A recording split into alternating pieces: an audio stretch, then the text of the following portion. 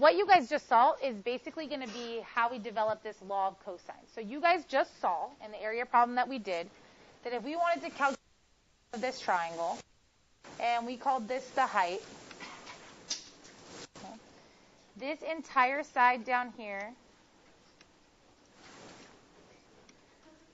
having some technical difficulties, is B, okay? This entire side across here is C, and this entire side across here is A. Are we fine with that? Okay, so this is just like that problem. Let's say you have sides A, B, and C. You drew in your own altitude for the height, okay? But our focus here is not necessarily on area, because remember what the law of sines and law of cosines are there to help us do. They're just there to help us find any missing parts of any triangles that we can, okay? So what we saw in the problem that you guys did, that area problem, we couldn't really figure anything out. We had to split, because our altitude landed right here, we basically had to split this up, right? So I can call this x, but in that case, this other part of that segment becomes b minus x. Is that okay with everybody? Like our x and our 24 minus x, I just don't have a number for that side.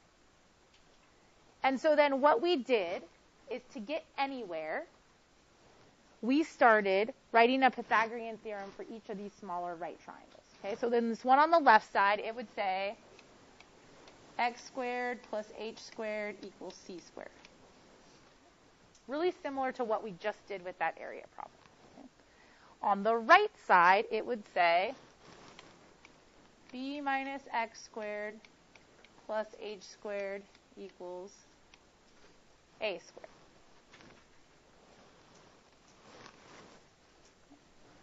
So similar to what we did before, we could go ahead and say equal to c squared minus x squared. So this is looking just like the problem that we just did, right? And we're trying to substitute them in. Basically, we're doing everything we did without numbers. Why would they do this? To come up with general patterns, right? Again, like the quadratic formula. It's basically a general pattern they saw all the time. So they're trying to say, how are all these things in the triangle related to each other? Which means I don't want to stop until what I have in the equation is all stuff from the original triangle. So what I mean by that is x a full piece of the original triangle? No, my original triangle had angle A, angle B, angle C, side A, side B, side C. Is h a piece of the original triangle? It's like the altitude that you drew in the middle. We don't want to stop and come up with a generalized formula until it only uses things that you would have from the original triangle. Like the quadratic formula. Do you have to go find anything else from the quadratic to use the quadratic formula? No, you only use A, B, and C because they want to make a formula that lets you use things you already have from that equation. So in our triangle, we don't want to stop until something up here comes up with a formula that's only dependent on angle A, angle B, angle C, or side length A, side length B, side length C, because then it's a useful formula to a person looking at a triangle, because it just uses original angles and sides from the triangle. Okay? So this would help me replace h squared, just like we did in the last problem. So I'd have b minus x squared plus, and instead of h squared is equal to c squared minus x squared. And just like we did previously, I'm going to do what I did. I'm going to expand it out. We saw some nice things that canceled. So this would be b squared. Oh, sorry, I put my squared on one side. B squared minus 2bx plus x squared plus c squared minus x squared equals a squared. Yeah, sorry, you guys. Not working very well. Okay. So here's the thing. I'm better off than I was at the beginning because at least there's no h's in my formula, right? But I still can't give somebody this formula to use because when they have the triangle in front of them with the three sides or the three angles, they're not going to have this x piece that I have in my formula. So that's a problem, okay? But there are some good things that happen here, like this plus x squared and this minus x squared cancel each other out, okay? So I have b squared minus 2bx, okay, plus c squared equals a squared. So this is the only problem that I have right now. I can't present this to you guys as a formula that you can use to relate triangle information to each other because it uses one thing that's not in the original triangle. So I'm going to come back over here and concentrate on where x is. Is there any other equation I could write that uses x, okay, which is this piece right here, but then only uses other pieces of the original triangle? So either side length A, side length B, side length C, or angle A, angle B, angle C. So can you write an equation that uses x, but in addition to x is only using angles or sides from the original triangle? That's kind of our challenge here, because if we can't replace x with stuff that's just from the original triangle, we won't come up with a formula that's actually useful to anybody working on a triangle. Okay? So what do you guys think? Is x a piece of the whole triangle? No. It's just a piece of like this right part, right? So I'm guessing my equation would have to be something to do with that if I want to use x. Okay. Do I want to use h in the equation that I come up with x? No, because I want x to be able to be written in terms of only things from the original triangle. That means I can't use b, because b is too big for it. I can't use h. So I want to use x. The only other pieces I have over here, okay, that are part of the original triangle is to use side c, or I can't even use angle b because this is not the entire angle b, it's only part of it, right? So is there any equation you can write that uses side c, side x, and angle a?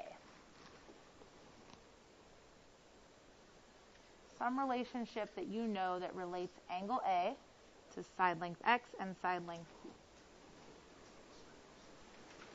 Or? Okay, so cosine of angle a would equal x over c. Is that okay with everybody? That means that x can be written as c times the cosine of a. Okay? Not pretty, but at least x can be replaced with all stuff from the original triangle. So I'm going to replace x with little c, side length c, times the cosine of angle a. And as ugly as this is, I have a formula that you could use that relates pieces of the triangle together without you having to draw in anything new. Now, we're going to reformat it a little bit for a more user-friendly way, I guess. Okay? This is how you'll normally see them written. So this formula would say a squared equals b squared plus c squared. So it kind of looks Pythagorean theorem-esque, except for there's no, like, hypotenuse kind of thing. Okay, it's just like the one over here is equal to the other two on this side being squared and added together. But then we subtract a piece. And the piece we subtract is this piece right here. It's 2 times the same two side lengths we used right here, b squared and c squared, b and c. Okay. And then that's being multiplied times the cosine of the angle A, which happens to be the angle that's across from this side. This is one of the laws of cosine. Okay? Now, I could redo this problem and change perspective, call this x and call this b minus x, draw the altitude a different direction, and redo these steps over and over again and come up with 2 other versions of this formula. Does anybody have a guess what another version of this formula looks like if I just kind of redirect things? Jordan?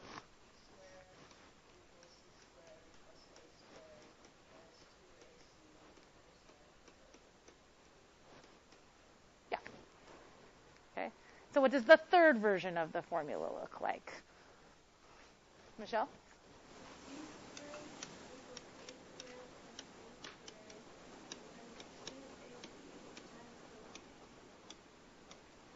So these, I told you they weren't going to be pretty, are the law of cosines. So good news and bad news. Bad news is that's what they look like. Okay? They're not as pretty package as the law of sines, right? Couldn't ask for a better looking formula than that one. So simple to remember, right? The letters are all beautiful in these nice little places. Not so much over here, okay? However, to me, the hardest part of this whole stuff that we're doing, solving these triangles, is what we did yesterday. Like the case of whether a triangle really exists or not, and like trying to process all of that before you get to jump in and start.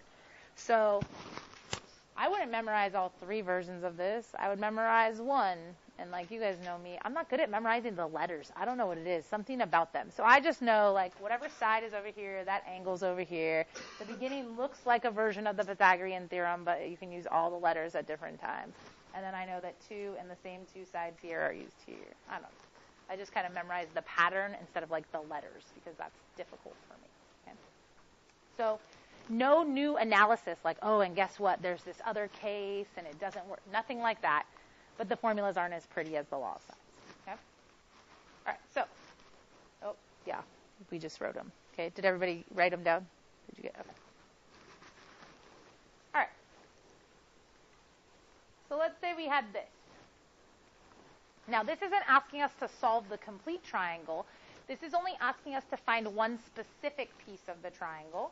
Okay? Before we start, what kind of information are they giving you? Side, side, side, angle, angle, angle, angle, side, side.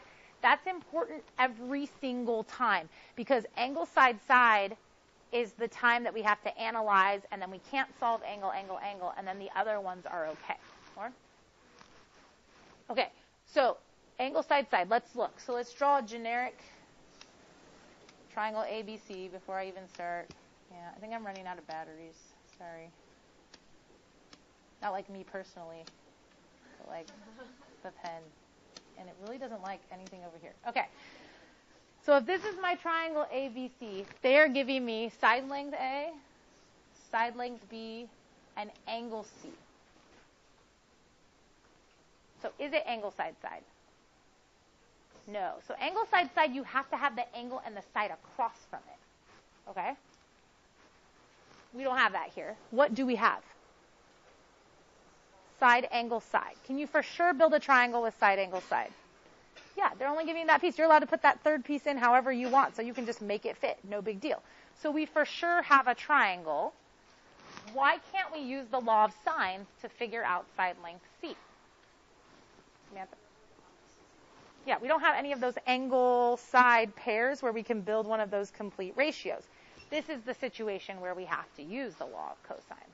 Okay? That's why they came up with another formula, not just for fun because they could, but because there were situations in triangles where the law of sines wasn't enough and you needed something more. Okay? So for me to find side length C, luckily they gave me angle C. So I'm basically thinking that I'm going to use this version of the formula. And basically from here, it's just plugging in and calculating it, right? They gave me side A, side B, and angle C. So I just got to plug all that stuff in on the right side and do the calculation correctly.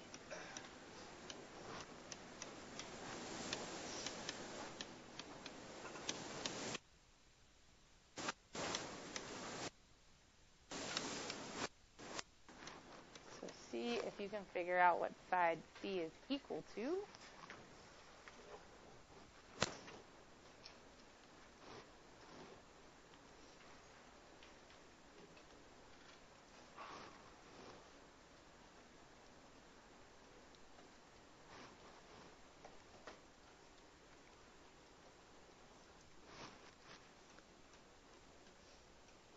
I got 10.1, so see you guys good with that? So like, don't be confused by your drawing at the end. If you have to readjust your drawing to get your head in the right space, then do so, okay? All right, so they're telling me that angle A is 47 degrees, side length C is 27, side length B is 22. Okay. So can I use the law of sines? No. Okay, notice I'm totally partial every time I want to use the law of sines. Why? Because the formula for the law of sines looks the way it looks. It's a lot simpler to deal with. But there are some cases where it's not enough. So here I would use the law of cosines first, I guess, since I can't use the law of sines, to find what? What would probably be the best thing for me to go and find first here? Ashley? Yeah, side A. The law of cosines formula is set up easier that way. And then once I do have side A, can I use the law of sines on this triangle? Yes. Okay? Because then I have an angle side pair. So I don't have to keep using the law of cosines. Okay? I can start using the law of sines once I have that information. So the first thing I'm going to go find is side length A. So it's equal to b squared c squared minus 2 times b times c cosine of the angle. All right, so I'm just going to do the whole thing on my calculator. You guys do the same. Make sure you get to the right place.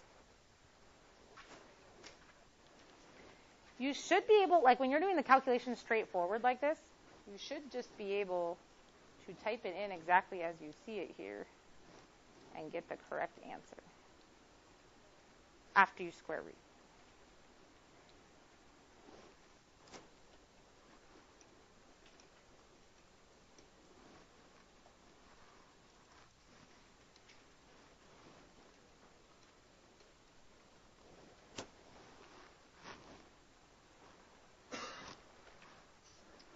We okay with that?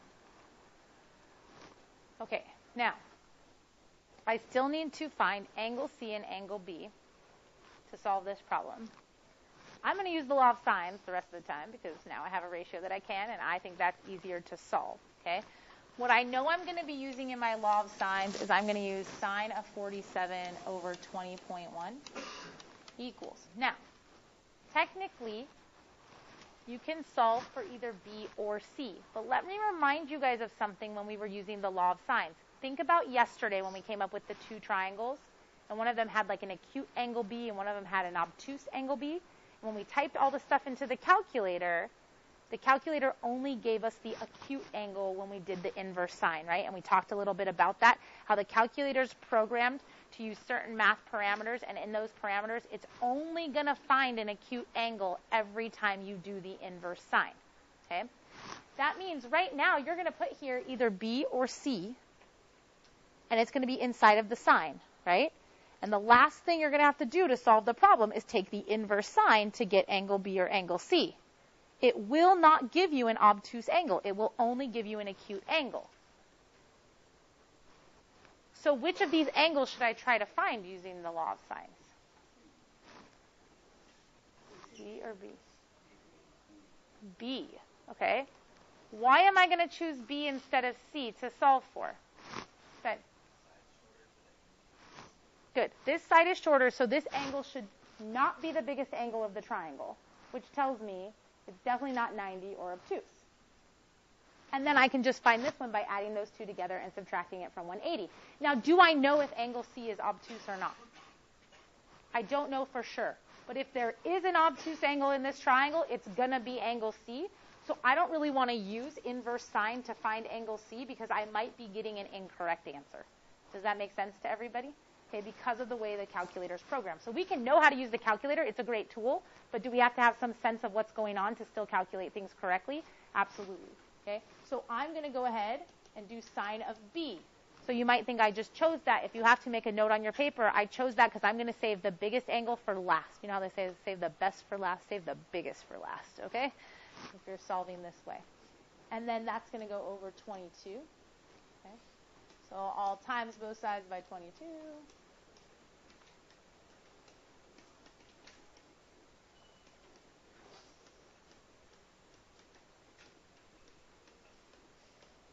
And then the last step you're going to have to do to get angle B alone is take the inverse sine of whatever you get after doing that calculation in the calculator. Okay? So let's see if you guys get it right.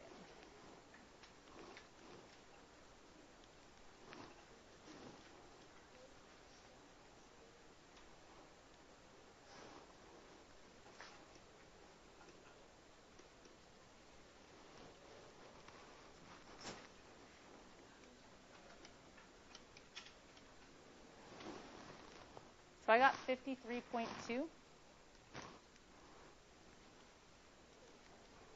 which means angle C is 79.8. So let's say you chose angle C to solve for. Would you have gotten this problem right? Yes. Could there be times where you would have gotten it wrong? Yes. Okay? So it's not that you're always going to get it wrong if you just randomly pick it. It's just that you don't really know if it's obtuse or not. So using a tool that will never give you an obtuse angle as an answer when the angle could be obtuse is just probably not a good idea. Okay? Are we okay with using law of sines and law of cosines together to solve triangles? It didn't do anything. It still didn't do anything. Yep. Apparently you guys have a lot of power today going on in there. Oh, it's because we're at the end. Oh, that's it. Okay. I thought there was another one on the system. I was like, what is going on? Okay. Oh, good. And that was in the record.